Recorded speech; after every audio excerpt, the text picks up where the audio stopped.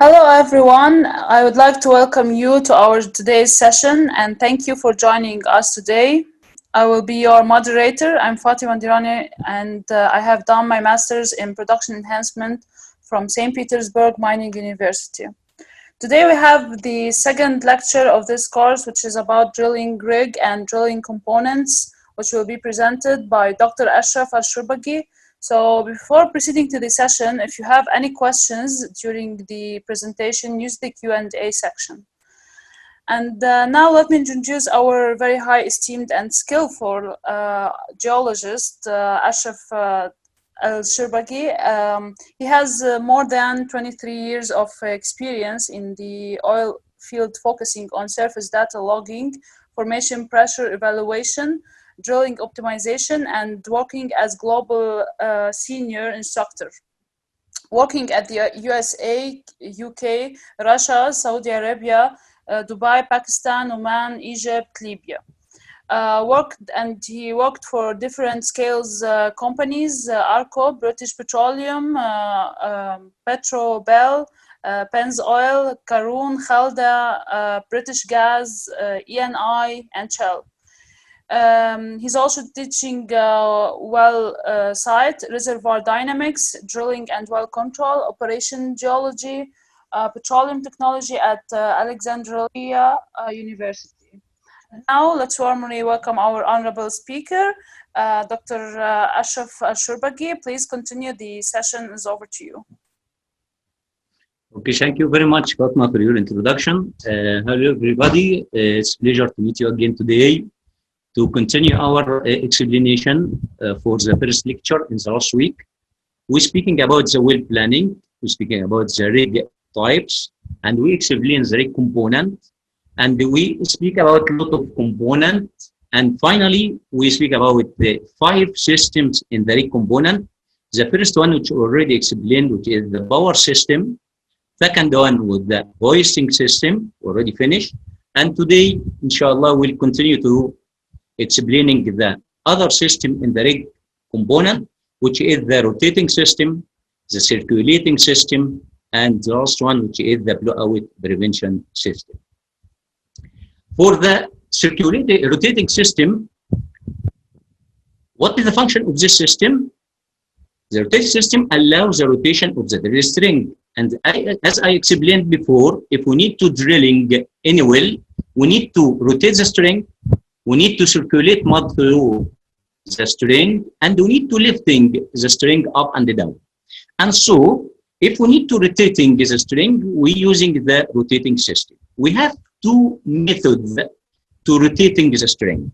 We can rotate the string from the rig floor, which is downside here, or we can rotate the string from upside, which is here at the hook, if you remember, side the hook. If we need to rotate the string from the bottom, from the rig floor, we have to using all of this equipment. The first one, which called the rotary table, is this one. Second one is the master bushing. We have to use the Kelly bushing. We have to use the Kelly. And later we have to use what is called the swivel, which is that one. That's all of this equipment we have to use if we need to rotate the string from where? From the rig floor side.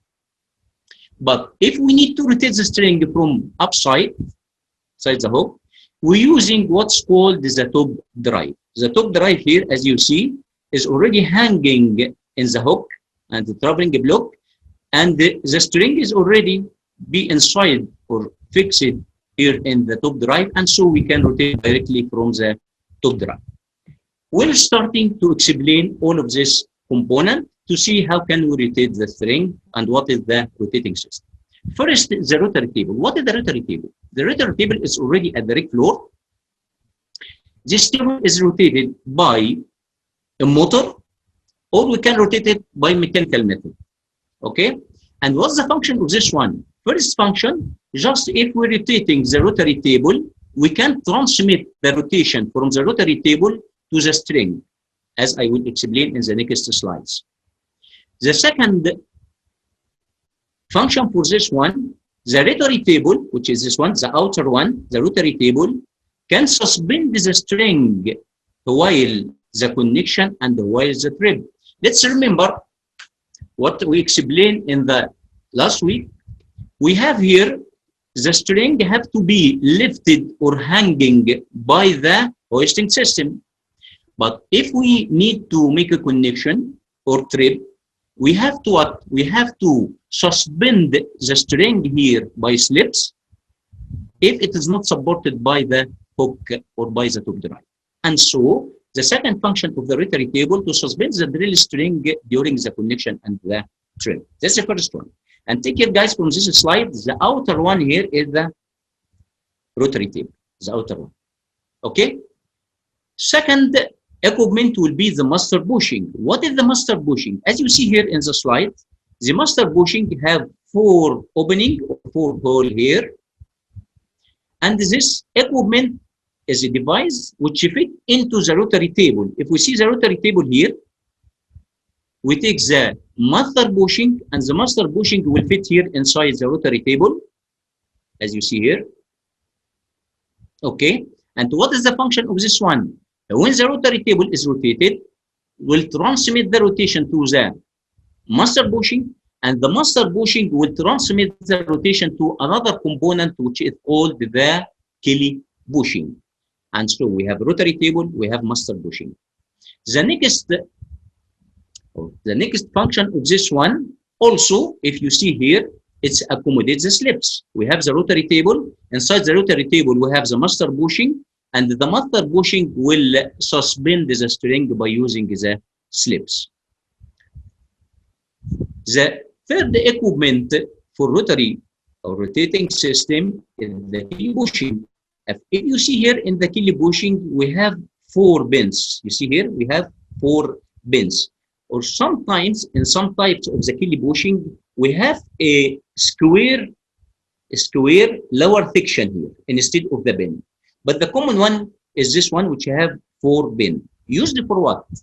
If you remember, when we speak about the master bushing, that the master bushing have 4 open or 4 hole here, and so we fitting the Kelly bushing inside the bend, and so it will be fixed in the master bushing. And so, guys, if we need to rotate now, what will happen? First, the rotary table will start to rotate, and will transmit the rotation to the master bushing, and from the master bushing will transmit the rotation to the Kelly bushing. Inside this hole of the Kelly bushing, it's maybe 6 side opening, or maybe 4 side opening. 6 or 4 side opening. Why? Because in the next equipment, we have what is called the Kelly.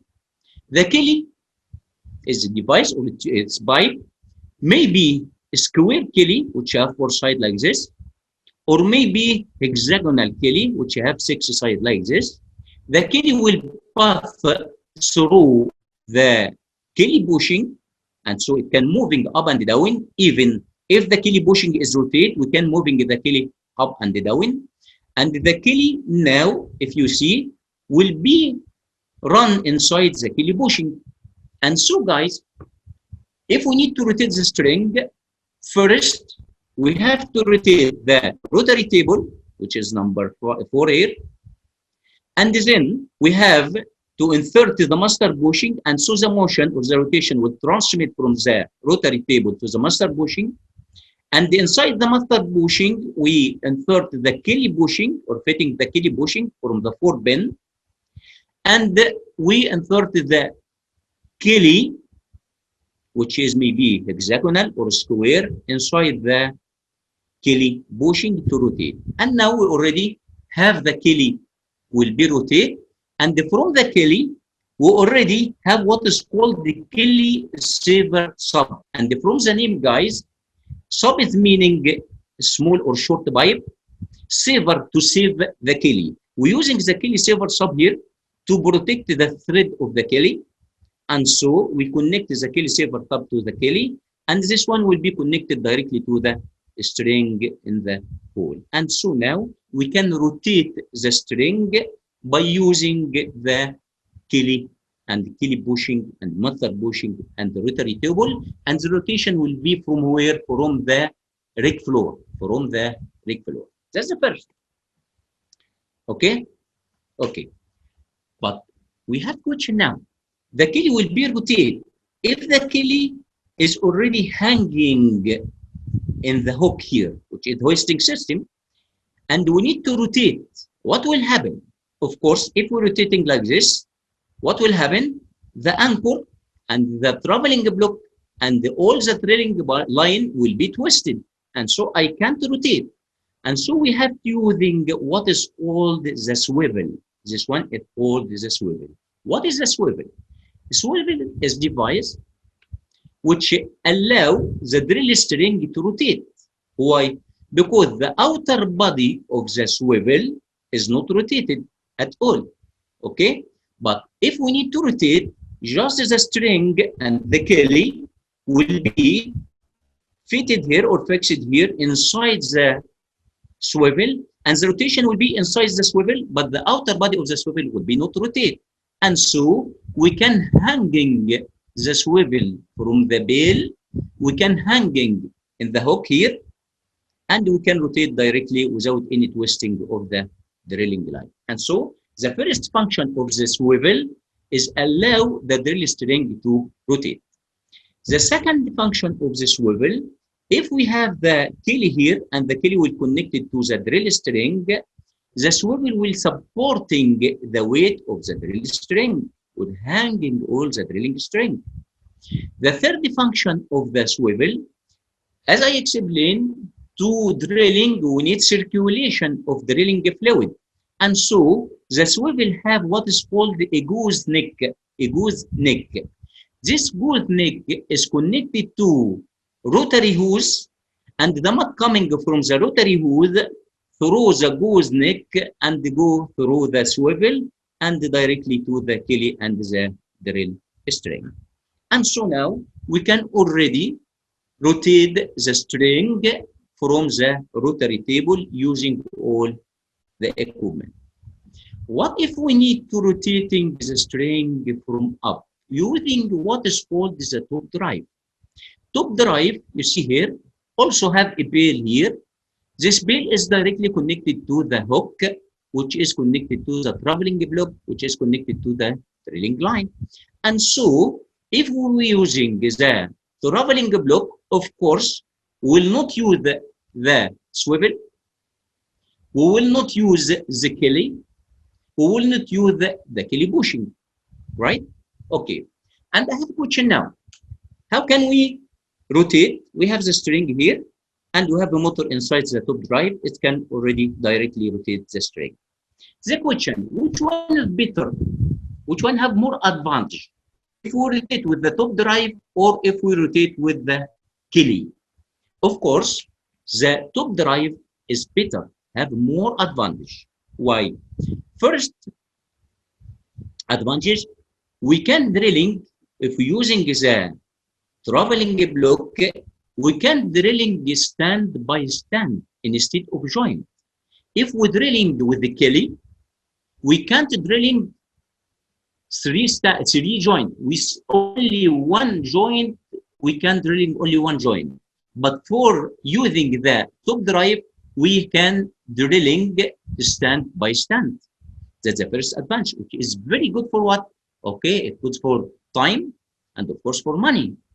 Less time is good for cost of money. Second advantage for the top drive, that the top drive is not removed during the trip. During the trip, the top drive using to pull out, yes, we have here the elevator, and so we can using with the top drive, we can trip out. What the meaning of trip out or trip in is meaning that we are pull out of hole with all the stands, all the string, or run in hole with the stands in the hole again. And so the top drive is not removed during trip. But for the Kelly, we have to remove the Kelly while trip. We have to. We can't pull out of hole with the Kelly because it will be waste for the time and for the money. The third advantage for the top drive, it can rotate the drill string while pulling it upward. What is that? When we are pull out of hole with the stand or with the string using top drive, if for any reason we need to rotate, we have some tight hole, the formation start moving and we have tight hole, and so we can't moving the stand up, and so we need to rotate.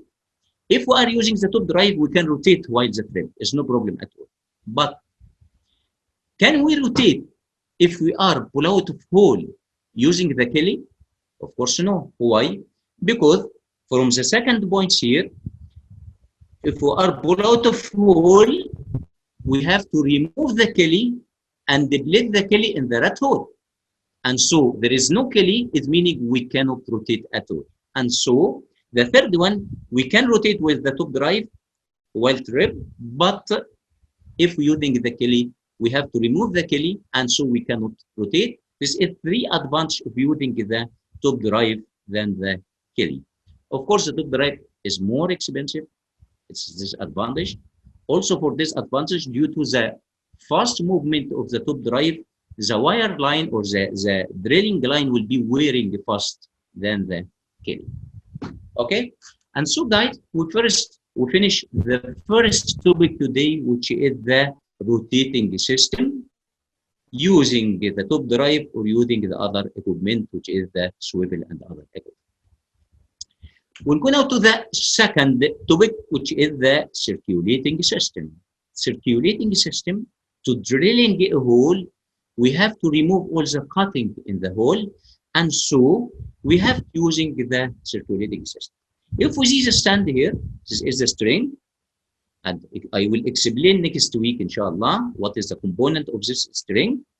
And we using the mud will be circulated inside the string and coming out to what is called the annulus here, which is the distance between the outer diameter of the string and the inner diameter of the hole, and I will explain in detail in the last lecture.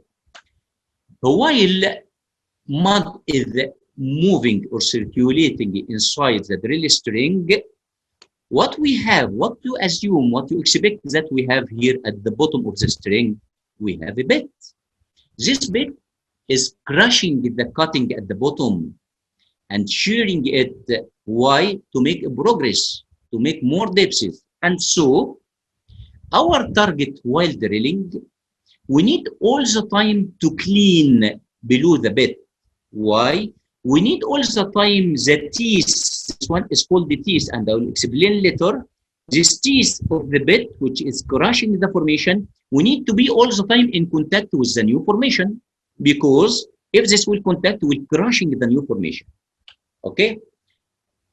What's happened if we still have a cutting, already crushing the cutting, and the cutting is below the bed? What will happen? We'll start to re-drilling, and so will slow the ROP, slow the rate of penetration, slow the progress in the drilling, and so we need to clean all the cutting which the bed is already crushing from the formation. To clean all the cutting, we have here what is called the nozzle. You can see it here. Yes.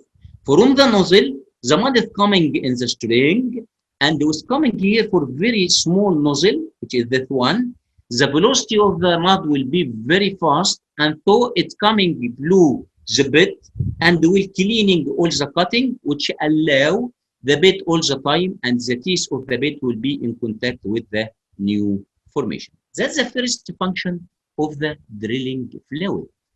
The drilling fluid, from now we can say it's called mud. And so the first function of the mud, which will be used in the circulating system, is cleaning the bottom of the hole. What is the second function for the mud? Second function is lifting the cutting to the surface. When we are crushing the cutting here and remove the cutting, cleaning the bottom of the hole, the cutting will be coming to the annulus.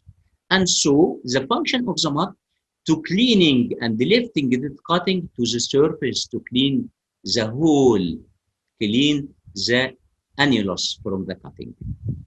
The third function of the mud, suspending the cutting. What is the difference between lifting and suspending? We are lifting the cutting and moving the cutting to the surface while circulation. When the mud is moving inside the string and outside the nozzle to the annulus, and so it's lifting the cutting while circulation. But what happens if we stop circulation? We need to stop circulation? Yes, of course. While connection, if we need to connect one stand with other stand, we have to stop the pump. While trip, sometimes we have pull out of hole without any circulation, we have to stop the pump. And so, what happens if we stop the pumping? Maybe the cutting settling to the bottom and will be accumulated here, and so the drill string will be stuck. We can't move up or down. Due to what? Due to the accumulation and the settling of the cutting, and will be very bad hole cleaning here. And so we're using the mud, which is the drilling fluid, to suspend the cutting.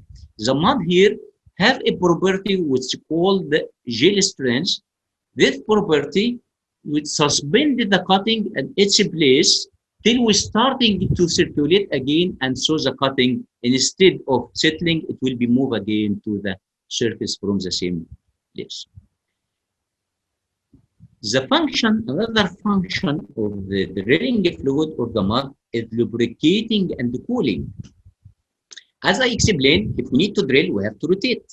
And so due to the rotation of the bit and the string, it will be generate or create a temperature, high heat. The heat will affect on the bed, maybe wearing the bed, and affect on the mud. And so we need to what? We need to cooling the bed and the string, and so the mud will be cooling it. Also, the mud will be lubricating between the bed and the hole to decrease the friction and so decrease the heating of the mud. Other function is the controlling the formation pressure. What is the formation pressure? What is the definition of the formation pressure? Briefly, guys, some formation contain pores. These pores contain fluids. And what I mean by fluids here may be gas, may be oil, may be water. And so the formation pressure is the pressure of the fluid inside the pore. Sometimes the formation pressure will be high. Okay, and so we have to using the mud here to give another pressure will be higher than the formation pressure. Why? To prevent any formation fluid to come inside the well, to influx in the well and they make a lot of problem. I will explain in detail this point in the BOP. And so we are controlling the formation pressure by the mud, which prevent the influx of the formation fluids to the well. What else? Supporting the wall of the well. Some formation may be friable, non-consolidated, and so we need some pressure from the mud to support the wall of the well to prevent the cutting or this formation to lay down in the hole. Also, there is some properties of the mud which make the mud to generate or create what is called the filter cake. The filter cake, the mud at the mud consists of two phases, one liquid phase and one solid phase. The filter cake happens when we have some formation, the liquid phase will pass in the formation, and the solid will start to precipitate at the side of the wall, and so it will prevent the losses and make support for the wall of the hole. The last function of the mud or the drilling fluid is carrying information about the formation. Information like what? When you are using the drilling to cutting the formation, the cutting will be coming to the surface, and so we can take this cutting and start to describe the cutting, what is the type of the formation, what is the porosity, what is the permeability, what is the gases. Also, if we using LWD tool for gamma ray, resistive, sonic, all of this tool is LWD tool. It sends some signals, and these signals, if sending through the mud, and so we can know the information using the mud. And so all these points guide the function of the drilling mud. And I am prefer to starting to speak about circulation system by knowing what is the meaning of the drilling fluid and what is the function of the drilling fluid. Let's go now to the circulating system. The mud first, the crew member have to prepare the mud, and the mud will be stored in what is called mud tanks. And so the circulating system will starting with the mud tanks. And the guy, take care why it's called the circulating system, because we're starting from the mud bits and they go in a cycle, and in this cycle the mud will go back again to the mud bits, and so it makes like a cycle or circulating system. After mud is here in the mud bits or mud tanks, it will be moved to the heart of the circulating system, which is the mud pump. The mud pump we consider at the heart of the circulating system. After the mud coming to the pump, and I will explain later in detail, we have the third component for the circulating system, which is the stand pipe. From the stand pipe, the mud will move to what is called the rotary hose. And from the rotary hose, it will go to the swivel or the top drive and go directly to the string inside the drill string and the bit. And from the bit, the mud will be moved from the nozzle, which is a small open in the bit, and move and circulate through what is called the annulus, which is the distance between the outer diameter of the drill string and the inner diameter of the hole. And from the annulus, the mud will be moved to what is called the return line, or sometimes it's called the flow line. And from the flow line, the mud will go directly to the shaker. That's it. From the shaker, the mud will go back to the tanks, and we can go the same cycle again, which is the circulating system. We'll go first with the mud tanks. Did we have only one type of mud tanks, or we have different type of tanks? Of course, we have different type of tanks. The first one of the tanks is called the bulk tank, or sometimes it's called the B tank. The bulk tank here, it's hold the additive which we need to adding to the mud, like barite, like bentonite, and each bit or each tank of this have a special hopper. This hopper is used to transfer the additive to the mud for mixing. It's called the bulk tank. The second tank, which is called the sand trap or the shaker bed. What is the sand trap or the shaker bed? All the time, the shell shaker will be usually situated over the sand trap. If you see here, that's the shell shaker. We have here 3 shaker. Below the shell shaker, we have what is called the sand trap. What is the sand trap? The shell shaker, as I will explain, will remove the cutting which is coming from the bottom, but the cutting is large size. Okay? But if we have fine or very fine particles like sand or what's called silt, what will happen? These particles will be passed from the screen of the shell shaker. It will not be removed by the shell shaker and will pass to the sand trap. The sand trap, sometimes it's called the settling trap. In the sand trap, this sand and fine particles would start to settling in the sand trap, and regularly the crew member have to remove and cleaning all of the sand because it will affect on the property of the mud. And so the shell shaker or shaker pits or sand trap, the shaker are usually situated over sand trap. It's used to trap fine sand that may pass through the shaker screen. The third type of tank is called the active, or sometimes it's called the suction tank, the same. What is the active tank or what is the suction tank? If you see here for this slide, the active tank or suction tank, the tank which is connected to the mud pump. The mud pump started to pick up the mud from the tanks. And so if this pump is lined to this tank will be called the suction tank or called the active tank. And so the suction tank or active tank where mud pump pick up mud ready to circulate downhole. Started to take the mud from the tank, which is suction tank, and start to pumping to the hole. Reserve tank. It's another type of tank. Yes. What is the reserve tank? What is the function of the reserve tank? Reserve tank is not one of the active tank. It's away. It's not connected to the active tank. Where is the reserve tank? If you see here, we have one like this. It's called the reserve tank. If this is the active, is not connected to the reserve tank. What is the function of the reserve tank? What's its function? First, hold the excess mud. I'll give you an example to be clear.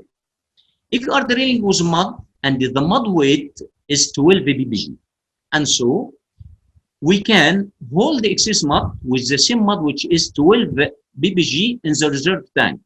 And so if we're drilling, we have 300 barrel in the active tank, I can hold more 200 barrel or 100 barrel in the reserve tank as a spare. Okay? Also, in the reserve tank, we can mix different type of mud than the pump currently circulated. And so, instead of hold the excess mud which are using the while drilling, we can prepare another mud with another specification, another property, which we using maybe in the next hole or using for other special job. And so, I can mix mud with 15 ppg, with other viscosity, with other yield point, all of this stuff. The third function for the reserve tank is to store heavy mud for emergency well control operation. What is that? If we have a kick, as I will explain in the BOP, blowout prevention system, the formation pressure will be higher than the pressure of the mud. And so we need to pumping mud, which is more density, will be higher in density. To what? To killing the well. To what? To stop the invasion or to stop the influx of the formation fluid to come to the hole. And so, in the reserve tank, we can store heavy mud, which using it to killing the well if we have a kick, what's called the well control operation. I will explain in detail in the next slides. That's the reserve tank.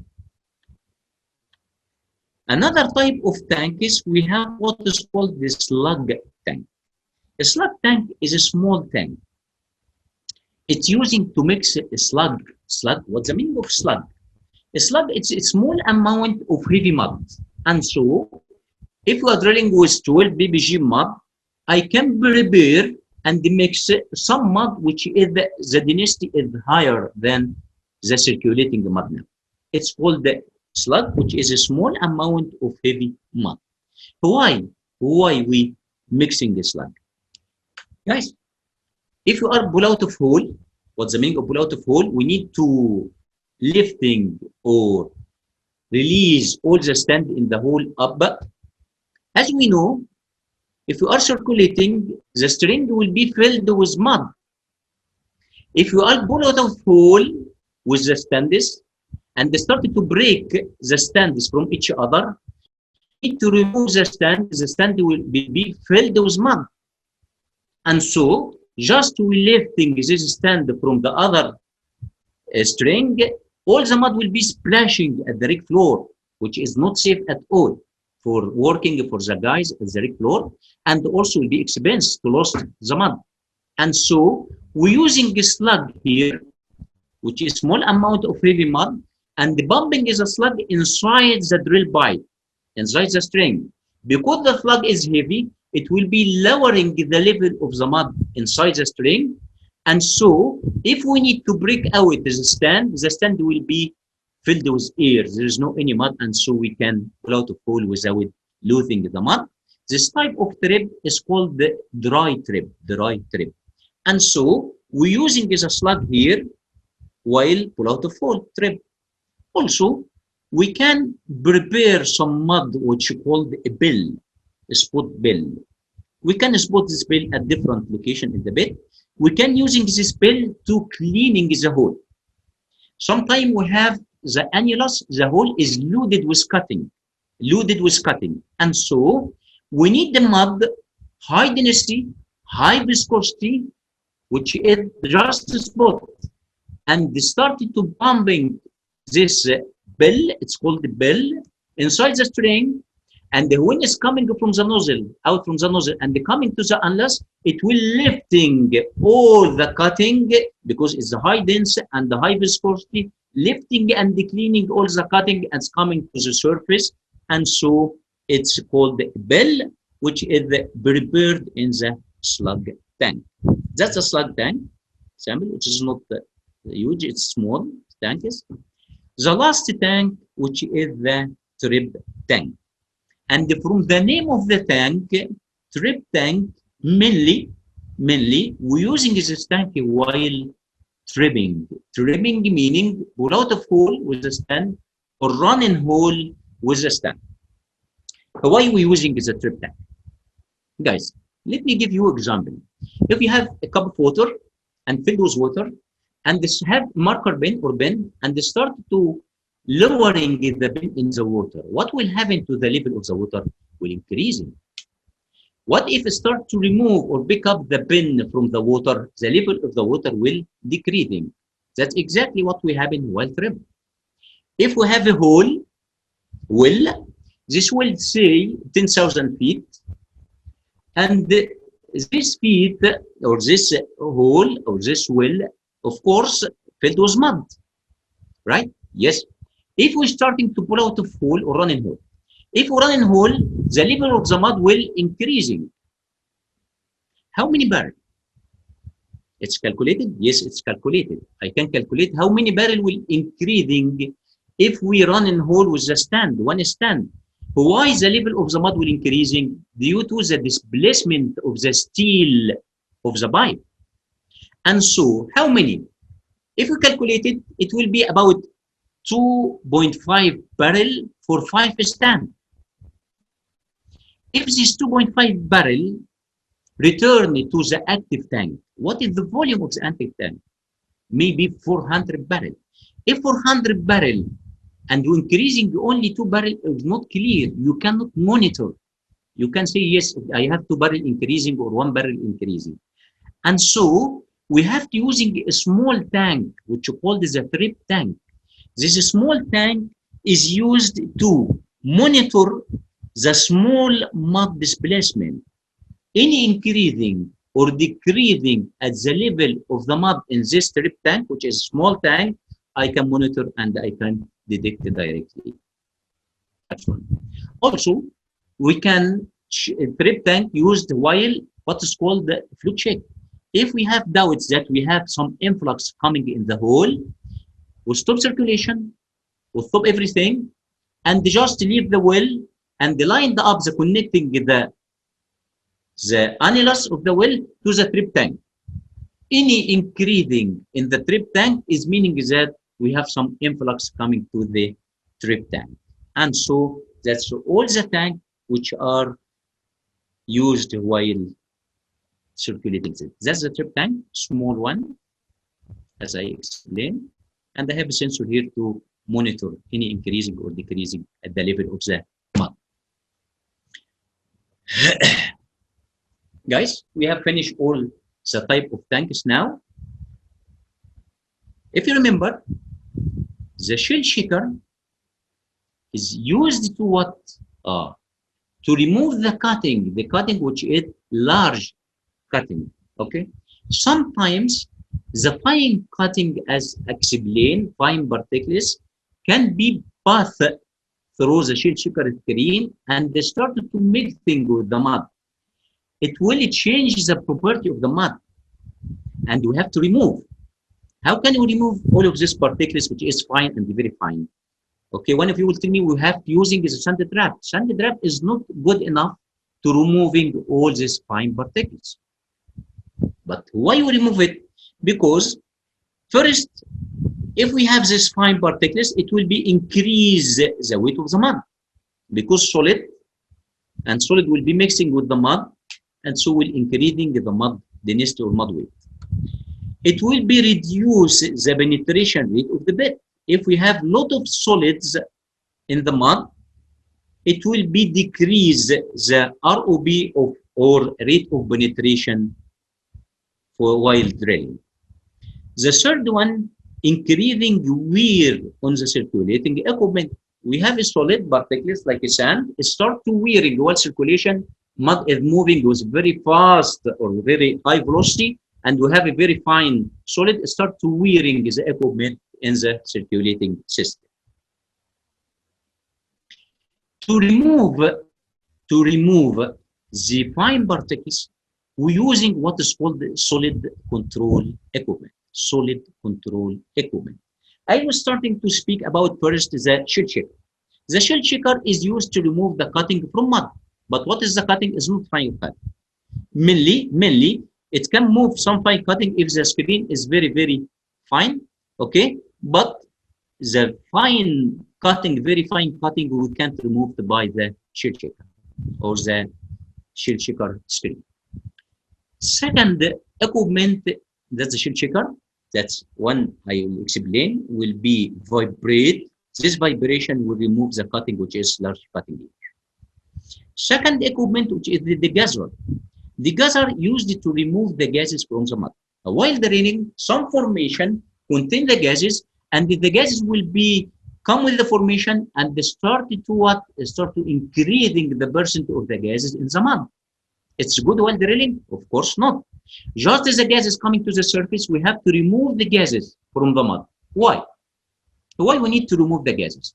First, it will be called the gas cut mud. It will cut the weight of the mud, will decreasing the mud weight, because it's not liquid now. It will be liquid with gas, and so it will be decreased or cut the weight of the mud, which is not good, because we may have formation pressure is high, and so we'll have a influx, as I will explain. Second, if we have gases in the mud, it will affect on the pump efficiency itself, because the pump have to pumping mud, say 0.8 barrel, and so if we have gases, it will affect in the volume of the mud which will be pumping from the pump itself, and so it's not good for decreasing the density of the mud, and not good for the pump to affect in the pump efficiency. Okay, and so we're using what is called the degasser to remove the gases from the mud. The third equipment is called the desander. Desander and all three equipment which I will explain depend on what's called the hydrocyclone motion. What is that? The desander is a cone, as you see. This cone, if we take section here to see what's happening inside the cone, in the cone, that's the mud inlet, the mud which contain a fine particles will coming and enter here from this one, and due to the movement of the mud here will be movement in a swirl around inside the cone, be moving inside the cone like a swirl. Okay, and due to this motion, what will happen for the particles, for the fine size? It will be through to the side of the cone, and so the solids will be coming here and through at the side of the cones, and they will be collected here and drop out from this opening. And so now we already release the particles from the mud, and the clean mud will pass from here and go back to the hole. Okay, that's the theory, how it's works. It's called hydrocyclone motion. That's inside the cone. Okay, the desander remove sand or sand-sized particles from mud. What is the size? Mainly remove the 40 micron size. The size is about 40 micron. Okay. If you see here, take a look here for the cone of the descender. It's a large cone. It's large. But what about the descender? Here's the descender remove about 40 micron. You see that descender or remove about 20 micron. And so the descender is removed very fine, very fine or silt from the mud. What are doing? What's the difference between descender and the descender? You see here, the size of the cone is less, smaller, right? The size of the cone is smaller. When the size of the cone is smaller, it will be removed the more finer particles. And also is working and the same theory of removing the particles from the mud. What's happening if the size become less and less? Okay, and so it's called the mud cleaner. What is the mud cleaner? You see here, cone, and also if the mud is moving also spiral inside the cone, and we remove the very, very fine particles, which is about 7 micron size. Okay. The last equipment in the solid control equipment is called centrifuge. It's called centrifuge. Centrifuge, it removes the particles as small as from 2 to 5 micron. What is the shape of this one? What is the theory of this one? The mud is coming here in the centrifuge, and it will be moving a centrifugal movement. And all the cutting, all the particles, and the very fine solids will be moving due to the centrifugal force. It will be moving to the side of the centrifuge, and so we can remove it from the centrifuge, which is very fine, from 2 to 5 microns. Okay, and so we finish the tanks. We finish what is called the solid control equipment to remove the fine and the very fine particle size, and we'll go to the mud pump. The mud pump is the heart of the circulation system. What is the function of the mud pump? The function of the mud pump to pick up the mud from the tank. It's a suction tank. Pick up the mud from the tank and started to pumping it to the hole. And what is the pump? The pump I will explain in detail in the last lecture, in the 4th week.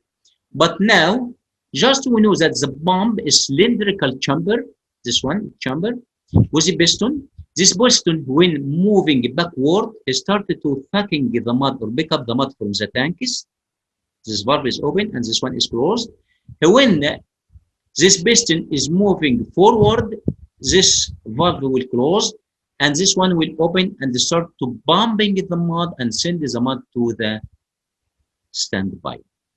Okay, that's the pump. That's only I will explain later in detail in the last session. From the pump, the mud will moving in the discharge lines and go to the what is called the stand pipe. What is the stand pipe? A stand pipe is a vertical pipe along the side of the derrick, which is this one. And the mud is moving in the stand pipe. The stand pipe is about half of the derrick. If the derrick here, it's about half of the derrick. Okay, and it's connected between the pump and the discharge line to what is called the rotary hose.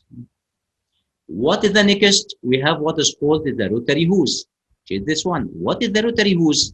This one conduct the mud.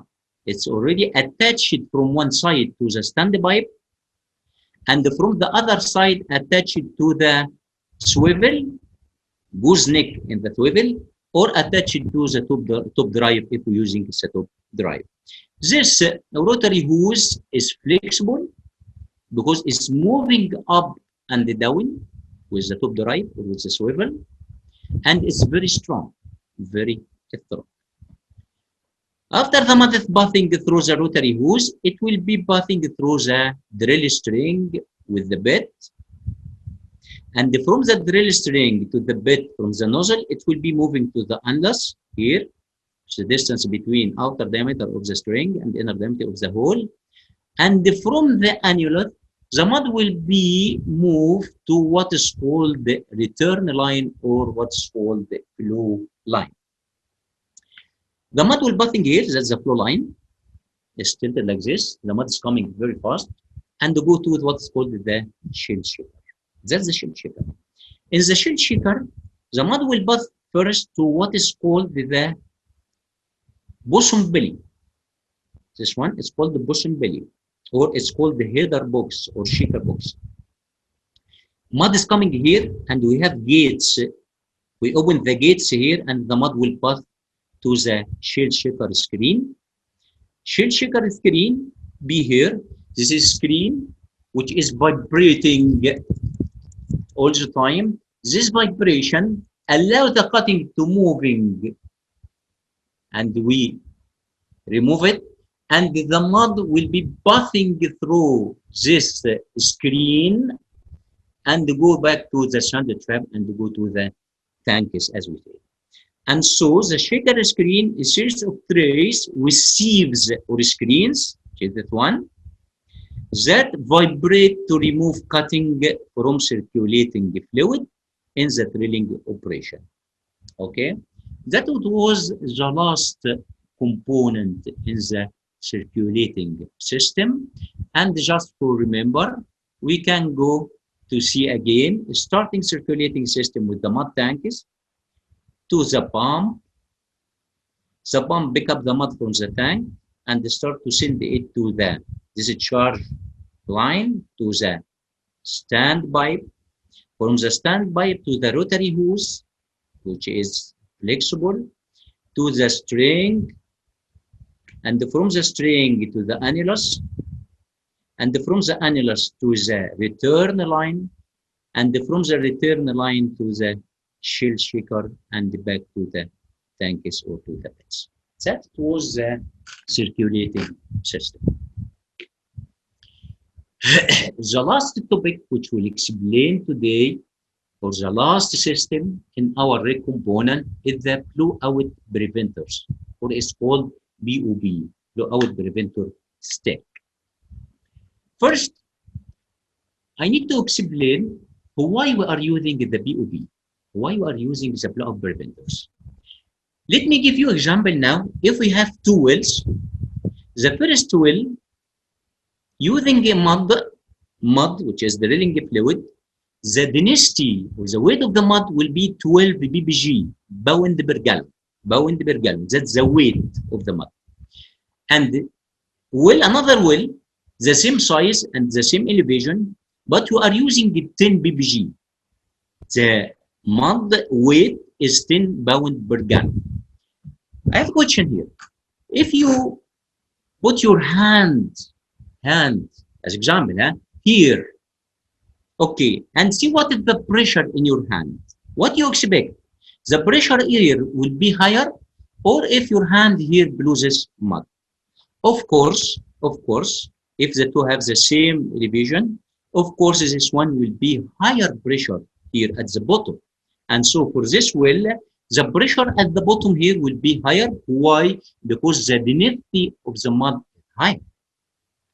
If you go to this other example, if I'm using 12 ppg and 12 pound per gallon, the same mud weight, but for the first well or the first one here, I have the elevation is higher. The elevation is higher. Which one will give high pressure at the bottom? Of course, the first one. Why? Because the elevation or the TVD, what is the meaning of TVD? Through vertical depths. The depth is this depth is vertical, and this depth is vertical, and so the pressure at the bottom here will be higher because the TVD higher than the TVD here. And so from here we can derive an equation. If the density is high, the pressure is high. Proportionally? Yes, directly proportional. If the TVD is high, the pressure is high, directly proportional. And so we can say that the hydrostatic pressure at the bottom, it's called hydrostatic pressure. Hydrostatic pressure, which is the pressure of a static fluid. Pressure of a static fluid. And so the hydrostatic pressure here equal to the density multiplied by TVD per feet multiply factor which is 0.052. And so we can calculate the pressure at the bottom of the well. Okay. See that we are drilling the well now. Of course, the well we have to fill with the drilling fluid. What's the name of the drilling fluid now? It's called, yes, mud, filled with mud. And due to the TVD and the weight of the mud, density of the mud, it will give hydrostatic pressure here at the bottom. This pressure will be in this direction, apply in this direction. At the same time, I have formation here. This formation have some pores and have some fluids and have a pressure. And so I have two pressure now. One pressure which tended to what? Tended to go and move inside the well, and the other pressure, which is the hydrostatic pressure of the mud, start to withstand this pressure. And so we have two pressure now opposite to each other. And so what will happen? I have three cases. The first case here, if the hydrostatic pressure and the formation pressure are nearly equal. What is the state now? It's called what? It is called balance. We are in balance state. The two is nearly equal to each other. Formation pressure and the hydrostatic pressure, and the two is nearly equal to each other. The second case, or the second state, if the hydrostatic pressure higher than the formation pressure. In this time, we say that we are over balance state. Over balance state. And while drilling, we have to drilling over balance state. The last case, if the hydrostatic pressure less than the formation pressure, what will happen? Of course, the formation pressure is higher, and so the fluid starts to moving and will be higher than the hydrostatic pressure, and they start to go inside the well and to give what is called the, it's called the underbalance state. And what will happen? It will give a kick. What is the kick? It's influx from the formation which go inside the well bore. Will go inside the well bore. Okay. And so now we know what the meaning of overbalance, what's the meaning of balance, and what's the meaning of underbalance. Underbalance is very dangerous and is risky while drilling because we have a kick, which meaning that the formation fluid will insert in the well bore, and this may be gases, which is very dangerous. Okay. What is the difference in the expression between kick and blowout? What the meaning of kick?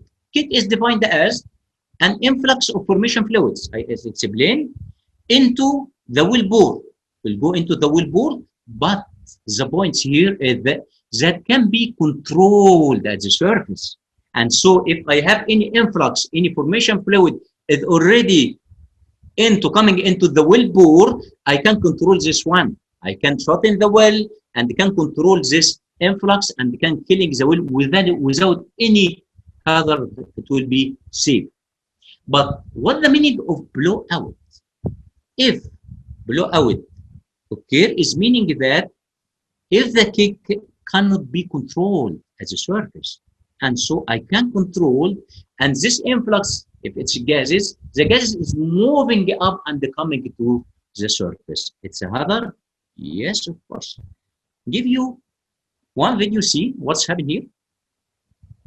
It's a problem. What that? Gases coming to the surface and they start burning. This rig was working in development well, and this rig is skating above the platform and the heavy kick coming to the surface and becoming out gases and burning. And so what's happening is damage. The rig and the platform is completely melted, and we lost the rig and the platform. Also, you can see this video. That's while drilling, we have some influx in the well is not controlled and coming to the surface and becoming a blowout. See the blowout here? Start to coming from the well, and it will be very high pressure coming up and coming to the crown. Okay, and so we have to control. We have to control the influx. And so using what is called the BOP or the blowout preventers. What is the function of the blowout preventer? First, if this is the drill string and that's the hole, and we have some influx is coming in the annulus, we have to shorten the well. So when we shorten the well here, and I will explain how can we shorten the well, is meaning that we'll stop the influx to coming inside the well. That's one. It's the first function is shorten the well. Second function is provide a mean of pumping fluid into the well under pressure. So when we shorten the well now, what's happening for the pressure here inside the well? It will be high because I have a lot of influx here, increasing the pressure inside the well. Can I circulate? Yes, we can. We can circulate here inside the well, and the return we can pass from what is called the, I'll explain now, shock pipe. And so the second function provide mean of pumping fluid into the well under pressure. Okay. Third one, allow the controlled release of fluid from the well. If the well here have influx, and as we see in the previous video, we can control the fluid which coming from the well. But using the blowout preventer, we control the fluids which have to coming from the well. The last function, allow movement of the pipe under pressure. We can moving this string up and down, even if we have shortened the well by this one which is called the annular preventer. Okay, and that's the function of the blowout preventer. What is the component of the blowout preventer? Blowout preventer means of closing of the annular space between the drill pipe and the casing. To close the annular space, we have what is called the annular preventer, or we using what is called the ram preventer. Using what is called the ram preventer. What is the annular preventer? I think was the type of the ram preventers. The annular preventer is the rubber sealing. It's rubber sealing, and it's good, have a good advantage because this one can close the well or shorten the well and the sealing the fluid to coming up at any shape and any size. And so if I have in the hole have drill pipe with the outer diameter 5 inch, the annular preventer can sealing shorten the well. If this one is 5.5 inch, the same, 6 inch, the same, and so it can close the well at any shape and any size to sealing the annulus. That's here, okay. And in the BOP stack, it will be the upper one, which have the yellow color here. It's the annular preventers. Okay. Second, rams. What is the rams? We have different type of rams. The first one is called the pipe ram. It's called the pipe ram. What is the pipe ram? The pipe ram is designed to close and seal around the pipe body. Okay, and so if you are running the hole with a stand with the drill pipe, the outer diameter of the drill pipe is 5 inch, and so I have to use pipe ram which close and seal on the 5 inch only. And so the ram will be like this. You see this groove? Yes. This one is be molded with rubber, some rubber here, to good sealing on the drill pipe 5 inch. What if using the 5 inch and at the same time have another 5.5 inch drill pipe? I have to use 2 rams. One ram to sealing the 5 inch and another ram to sealing is 5.5 inch. That's what's called the pipe rams. The other type of ram is called the blind ram. And from the shape of the blind ram, you see straight here, okay, and used to close and seal open hole, and the hole there is no any string inside the hole. And so it will be like this if there is no string inside the hole, and so it's sealing or closed like this. and so it will be sealing the hole because there is no any string inside the hole. The last type of the rams, it's called the shear ram, and from the name shear, what meaning of shear? It's cut, yes, designed to shear the pipe body, then close and seal the well bore. And so if I have drill pipe or drill string inside the hole, the shear ram start moving and they cut the pipe and will be sealing. We can use it, yes, sometimes we're using the shear ram if we can to shorten the well by blind ram or by ram, or we can't shorten the well by annual preventer. We have to shearing and close and shorten the well by the shear ram. Okay. What else in the Bible? We have the choke line. If we have influx, we shorten the well and they need to circulate. We need to pumping the mud.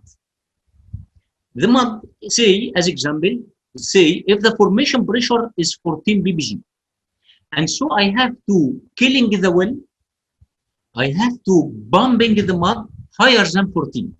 Say, as example, of course, it's have to be calculated. As example, I will pumping the mud with 15 ppg. 15 ppg. How can I circulate the mud inside the well?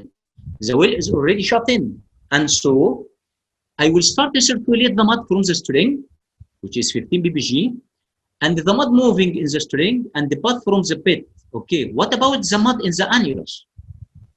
The mud in the annulus have to be released, and so we're using what is called the choke line. The choke line release the fluid from the annulus, and the choke line we can control.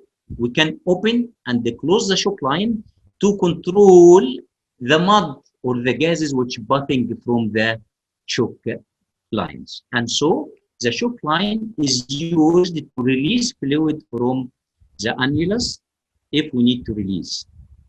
The last one is the kill line. What is the kill line?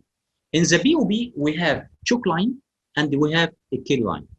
So when we need to circulate a mud, killing the mud, which is 15 ppg as example, we circulate it from the drill pipe.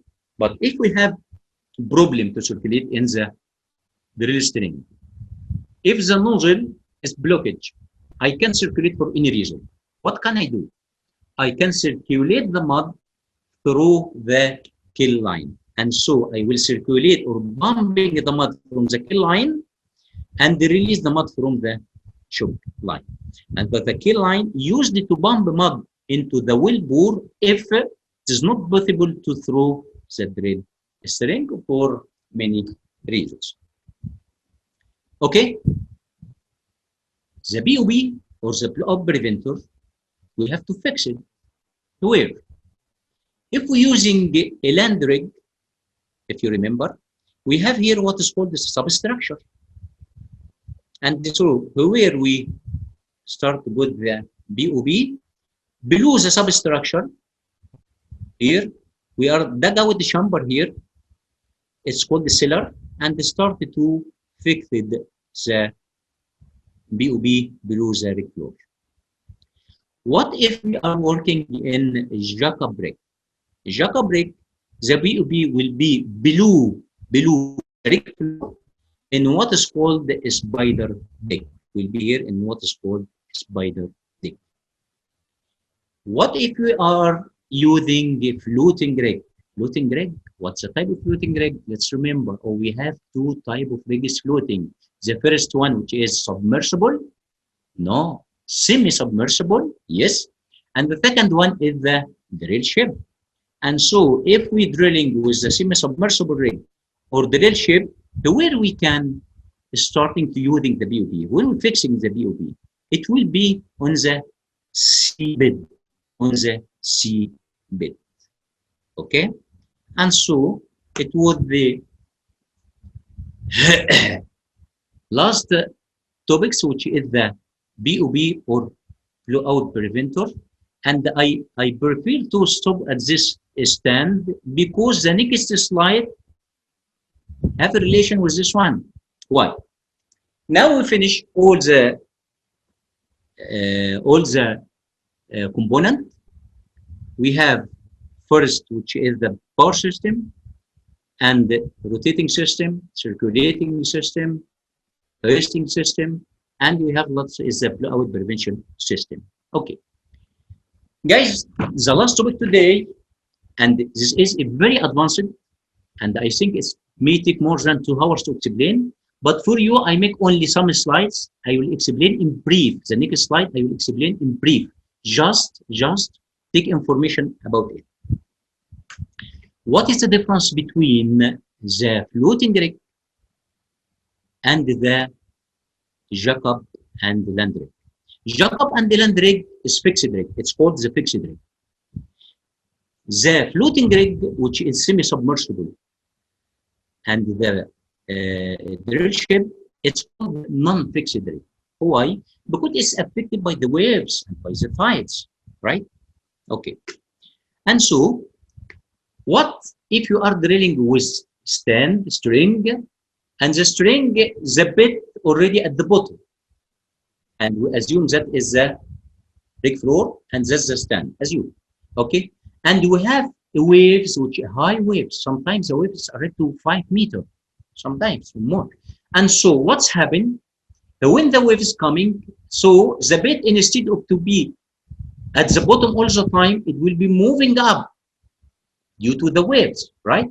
And when the wave is moving, it will be going down again. Can I drilling if the bit is coming up and down?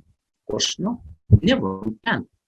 We have all the time the bit at the bottom, and we have what's called the wetton bit to drain the formation, and so we need this one to be fixed all the time. The bit will be fixed all the time at the bottom of the hook. That's one. Second, if we're using the floating rig, we're using what is called the riser. What is the riser? Riser is a large pipe which connect between the rig floor and the BOP at the bottom of the seabed, at the seabed.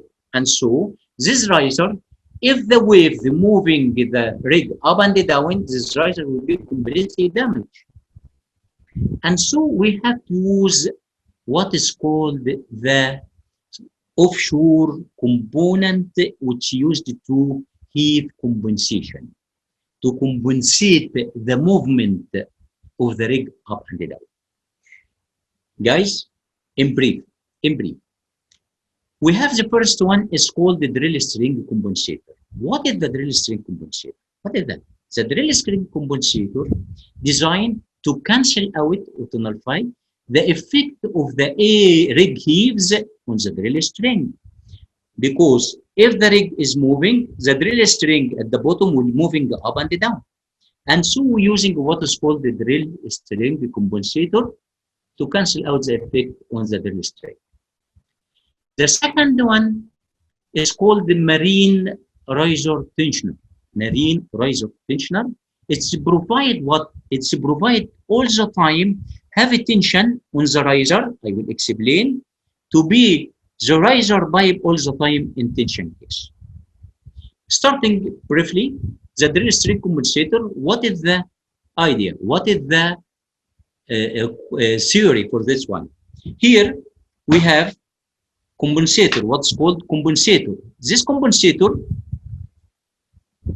like cylinder and piston, This one will be here, cylinder and piston will be here between the traveling block and the hook. We have a piston. What is the function of this piston? Take a look here. For this case, what's happening? The wave is coming up, and so it's moving the structure of the rig floor up. And so what's happening here? You see the hook here. If the wave is moving down like that, what's happening? The hook will be the same. Oh, the same elevation is not affected. Yes. Why? Because between the hook and the traveling block here, I have a piston. This piston, when the rig moving up, the piston will be opened here. and so the hook will be not moved, it will be the same elevation. If the wave is moving down, and so this piston will be closed, and so this one will be open and closed, which affected by the wave, but the hook will not affect it, and so all the time the bit will be at the bottom, and we can apply a definite weight on bit. That's the first one, which is called the trill string compensator in brief. The second, that's the traveling block, and here is the hook, and in between we have the piston or the compensator. The riser and the guideline tensioner, which is marine riser tensioner. What is the riser? Riser is a large pipe that connects the subsea BOP stack, connect between the BOP to the floating surface rig to the rig floor. Here. Okay. We have a system here, it's called the riser system. The riser system, which is the last topic today, the riser system consists of, we have here at the bottom, as I explained, the BOP at the bottom, right? The BOP is connected by hydraulic connection to the riser. And so I have a connection between the BOP and the riser. It's hydraulic connection, okay? And above the connection, we have what is called the ball joint. What is called the ball joint? What is the meaning of ball joints, guys? What is the meaning of ball joint? Ball joint is the one of the joint which have the ability and allow for the riser to moving 10-degree deviation from the vertical. All the time the riser is connected between the bottom to the rig floor, and this one sometimes moving to the left or to the right or moving other direction. And so the ball joint allow 10 degree from the vertical to moving the risers. Okay. Above the riser, we have here, of course, the choke line and the kill line. Choke line and the kill line, which come from the BOP and coming to the surface. Okay. And we have what is called the riser pipe. The riser pipe, which is large pipe with a connector, is coming from the bottom and go to the surface to the rig floor. Okay. The last one of the riser pipe, we have what is called the telescopic joint, or it's called the slip joint. And from the name telescopic, it meaning that it can be expanded. Can be expanded or extended. How many feet it can be extended? It can extend to 45 feet. And so the riser, if the rig is moving up and down, we have the slip joint can be extended and contract again to about 45 feet, and they keep pressure sealed without any leakage for the pressure. Okay? Okay. The slip joint, and here, if you see here the slip joint, or telescopic joint, we have the lines here, you see? We have the lines at the top of the pipe rider here. These lines is connected to what is called the riser tensioner. Riser tensioner. What is that? What is the riser tensioner? If you see here, the line is coming from the riser. It's tied here, very, very tight here in the riser. And the line, riser tension line, is passing here and pass to what is called the riser tensioner. What is called the riser tensioner? The riser tensioner is the big piston. Is a big piston. Okay? And the line will be threaded on the pistons, and then it will be anchored and fixed on the rig structure here. And so the line is tied here from the riser line and pass to the piston, which is the tensioner, riser tensioner, and anchored here in the rig structure. Let's now see what will happen if we have waves. What will happen? The waves will moving this structure, the rig floor is moving up. What will happen if this one is moving up? Of course, the line will be more tightened. right? And if the line, this line is very, very strong, it's called the rocker line, as attached to the riser. And so if the moving of the rig floor up, it may be damage the riser. Remove the riser and damage it. And so what will happen here, when the line become more tight, this piston is going down. This piston will be going down. Okay, that's one. What if the rig floor is moving down? What will happen for this line? This line will be loosened, will be relaxing. And so what will happen for the riser? The riser will be buckled like this, will be buckled like this. It's not good already. And so at this time, the riser tensioner will be expanded or extended up to what? To make tension for the line again. Our target, guys, we need all the line, all the time. This line will be in tension to what? To make the riser all the time in tension case without losing the connection between the riser itself. Okay, guys, it was some component which used to compensate the movement of the waves in a floating rig, which is semi-submersible rig, and the rail shape. That's the tensioner, and that's the piston, which could be closed, contract, and extract with the movement of the wave. Okay. Okay, guys. Just I have video, which is 5 minutes, only 5 minutes. Assume that we are going to the rig, and in the rig we see how can we live there. Just I'll take you trip to the rig and see what's happened, and you can make some explanation for some component. How can you live inside the rig, and what is the component of the rig if we see here. And so first, this type of rig, if you remember, it's called the semi-submersible rig, right? That's called the tower, if you remember, or it's called the derrick or mast. The guys go to the rig, the heli deck, using the chopper, helicopter, who is responsible for transporting the guys, the personnel, and the people. It was, the name is logistic company, right? Yes. And just to arrive to the rig, that the rig, here is the derrick. Okay, this one is the riser, a telescopic joint, and to have the lines here which connect the riser to the tensioner.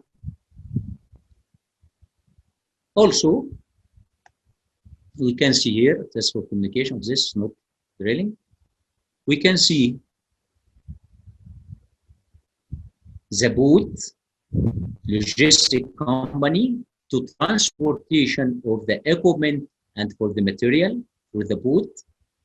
That's the rig floor, the rotary table. Here, the people which is working outside the accommodation. In the rig, we have the accommodation which the people live and outside. Here is the driller responsible for the draw work and the brake and for the drilling of the panel. Inside the accommodation, you can wearing any clothes. Outside the accommodation, you have to wearing what is called the PPE, which is personal protective equipment, which is 5. You have to wearing the helmet, safety glass, gloves, coverall, and the safety shoes. 5 equipment mainly you have to wearing if you are working outside the accommodation.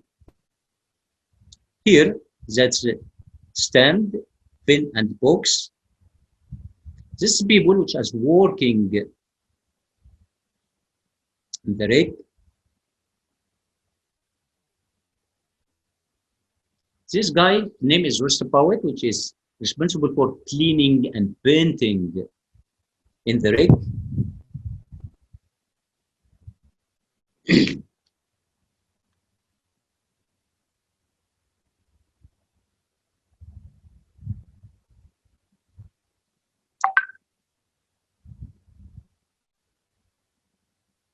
That's the room which called sack room. or mud sack room to store the mud, bentonite, the barite, all the mixing which we need. This is the mud engineer, and they have a special lab in the rig, and all the time you have to make a test for the mud to check what about the property of the mud. Measuring everything, the mud density, the mud, the viscosity, pH, all of this. For this, we have to measuring here.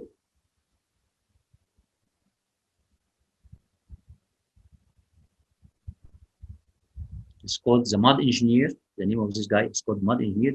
Have a look here for the guys. Of course, this one is the good rig because not all the rig contain this one. We have here. That's for the guys. We have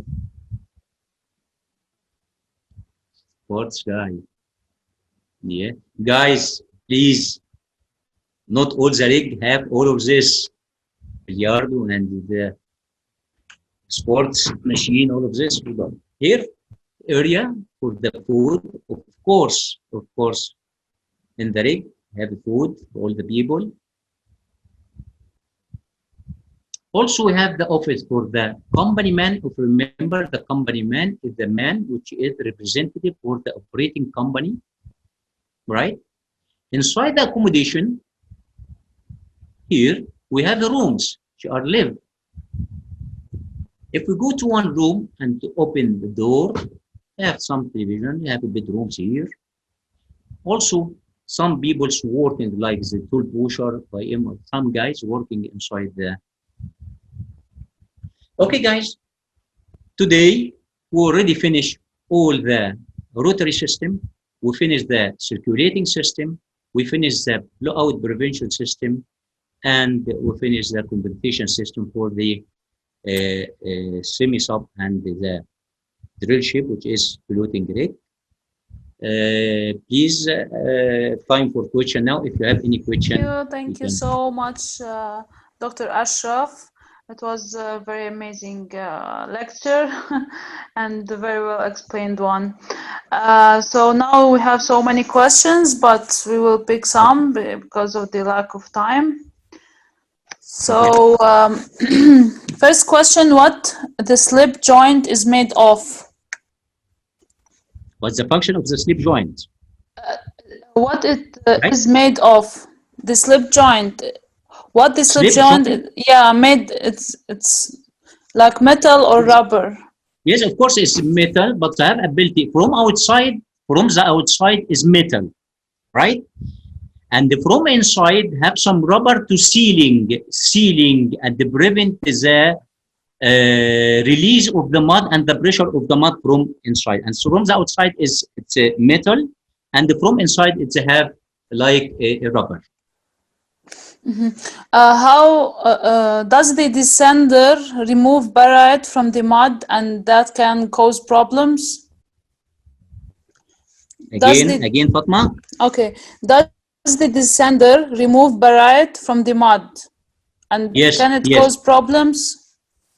Yeah, sometimes we need, guys, for this question is a good question, because the barite, what is the barite? Barite is used to increasing the mud weight, right? While drilling, sometimes we not need to increasing the mud weight. But unfortunately, with drilling sand, which is very fine sand, it will be mixed with the mud, and so it increasing the mud weight. But we have to remove the sand because the sand is abrasive and will affect and wearing the circulating equipment. But we're using barite, which is have to adding to increasing the mud if we need again. Yeah? Okay, thank you. And then how can we detect the loss of circulation? Okay, we have a sensor at the bed. Guys, in the circulation, we say that it's circulating system, is meaning that we are closed system. And so we'll assume now that the active bed contain 400 barrels. Okay, if you are circulating without drilling enough, we have 400 barrel, is meaning that If we start to pick the mud from the active bed and circulating, all the mud will be come back again to the bed. And so the mud bed will not decrease. It have to be the same volume of the mud. But if the mud level is decreasing, we have a sensor. The sensor is called the bed volume sensor. It above the mud's level to see any decrease or increasing in the mud level. Of course, guys, while drilling, we have to losing mud. But this mud, we have to calculate how many barrels have to decreasing or losing while drilling. Why? Because when we're drilling, we remove a cutting. We have to filling the hole with the mud instead of the cutting. And so, is normally the level of the mud will be decreasing at the bed. And so, it's normal to decreasing a definite volume of mud while drilling because we release the cutting. How can we detect this? Using a sensor. The sensor will be fixed at the top of the tank. This sensor will detect any decrease in the mud level. Okay, thank you. And the last question, is it okay to move the drill string up and down for emergency cases while the annular is sealing the string? Is the annular is? Sealing the string. Okay. The movement of the string, when we are moving the string up and down.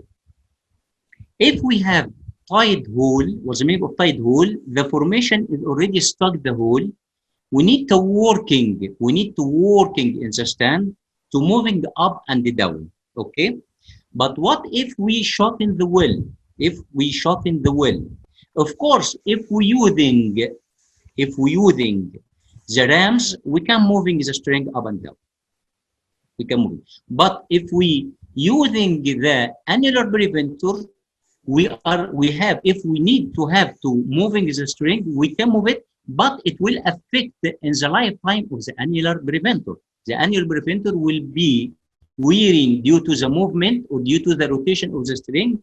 And so it is not preferred to moving up and down if we are clothing the annular preventer, but sometimes we have to moving it up and down. We have to steering and pull out of hole and run hole with the string. Okay, thank you, Dr. Ashraf, for answering all the questions and for this great explanation. And you guys, hurry up and join our Google Classroom. If you haven't joined so far, you will be notified of the quizzes and final exam once you join the Google Classroom. The link to Classroom is available on our Facebook page, Arab Oil and Gas Academy. And again, thank you, Dr. Ashraf. Hope you guys enjoyed this session. Please stay safe, and also you, Dr. Ashraf, stay safe, and see you soon again. Okay, thank you very much, Fatma. Thank you, everyone, and I hope to see you next week, inshallah. Thank you.